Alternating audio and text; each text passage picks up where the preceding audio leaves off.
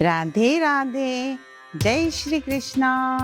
आगे के श्लोक में भी अर्जुन की विवशता और दुख नजर आता है। वो अपनों को दोनों सेनाओं में देकर अत्यंत ही दुविधा में पड़ा हुआ है और युद्ध नहीं करना चाहता। अब यहाँ पर हम 4 श्लोक साथ में करेंगे, श्लोका 32, 33, 34 एंड 35। अब श्लोका 32। न कांक्षे विजयन् कृष्णो न च राज्यं सुखानि च किन्नो राज्यं गोविन्द किं भोगैर्जीवितेन वा। श्लोका 33। येषामर्थे कांक्षितन्नो राज्यं भोगा सुखानि च तैमे वस्थिता युद्धे प्राणामस्कत्व ध्यानानि च। श्लोका 34। आचार्य पितरः पुत्रास्तथैव च पिता महाः मातुलाः श्वशुराः पौत्रश्च श्यालास् संबंधनिस्तथा। श्लोका 35। एतान् हन्तुमिच्छामि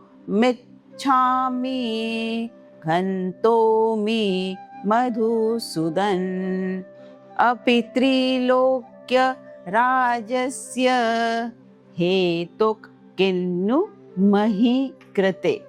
हे गोविंद, हमें राज्य सुख अथवा इस जीवन से क्या लाभ, क्योंकि जिन सारे लोगों के लिए हम ये सुख चाहते हैं वही इस युद्ध भूमि में खड़े हैं।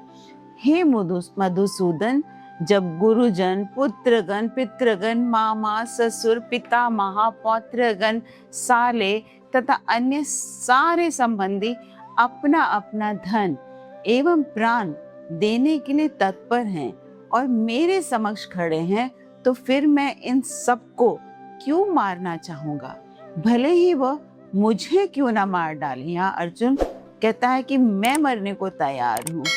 हे जीवों के पलक, मैं इन सबों से लड़ने को तैयार नहीं हूँ, भले ही बदले में मुझे तीनों लोक भी क्यों ना मिल जाएं, पृथ्वी की तो बात ही छोड़ दें। अब श्लोका 36 एंड 37। निहत्य धारश्राष्ट्रानक न प्रीतिस् याज जनार्दनः पापमेव श्रियेदस्मान् हतैव तानातयतापिनः तस्मानार्य वयं हन्तुं धारत राष्ट्रान् स्वबान्धवन् स्वजनं हि कथं हत्वा सुखिनस् श्याम माधव। भला धृतराष्ट्र के पुत्रों को मारकर हमें कौन सी प्रसन्नता मिल जाएगी यदि हम इन आताताइयों, अर्जुन यहाँ कौरवों को कह रहे हैं, का वध करते भी हैं तो हम पर पाप ही चढ़ेगा। पर शास्त्रों के अनुसार आताताई, जिन लोगों को आताताई कहा जाता है, उनका वध पाप नहीं माना जाता। पर अर्जुन के तर्क में एक कमजोरी है जिसे भगवान कृष्णा आगे अध्याय 2 में उजागर करते हैं। अब आगे के श्लोक में कृष्ण अर्जुन कहते हैं, अतः ये उचित नहीं होगा कि हम धृतराष्ट्र के पुत्रों तथा उनके मित्रों का वध करें।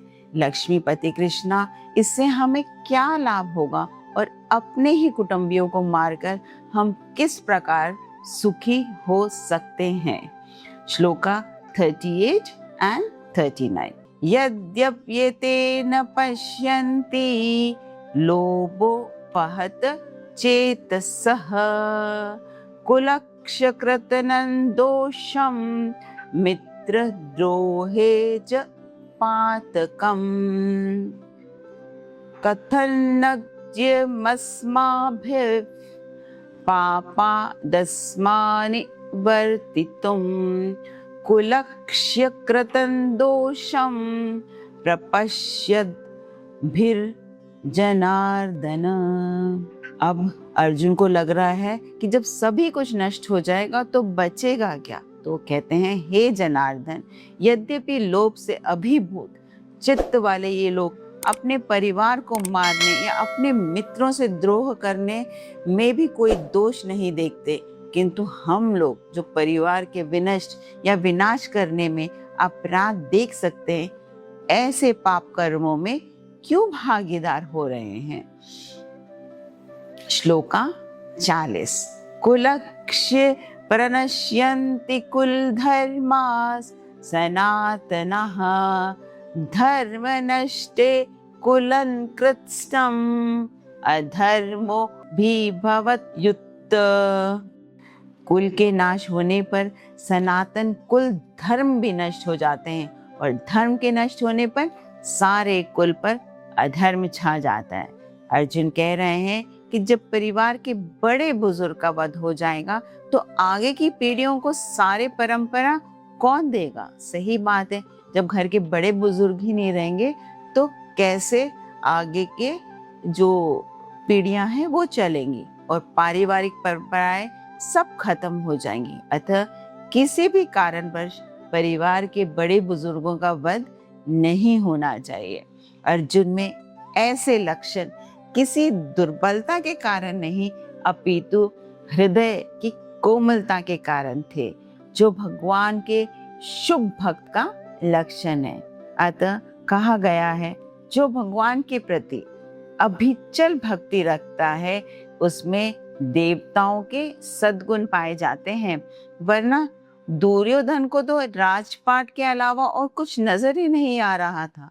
युद्ध के 9वें दिन भी भीष्म पितामह दुर्योधन को समझाते हैं कि अब भी युद्ध रोक दो और समझौता कर लो, मगर लालच ईर्ष्या में अंधा अहंकार, लालच ईर्ष्या, इस सब दुर्योधन में था और वो उस बात पे इतना अंधा हो चुका था कि उसे कुछ भी नजर नहीं आ रहा था, उसे कोई विनाश नजर नहीं आ रहा था।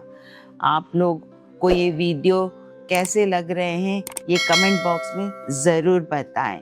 सब्सक्राइब करें। ओम श्री कृष्णार्पणमस्तु। हरे कृष्णा।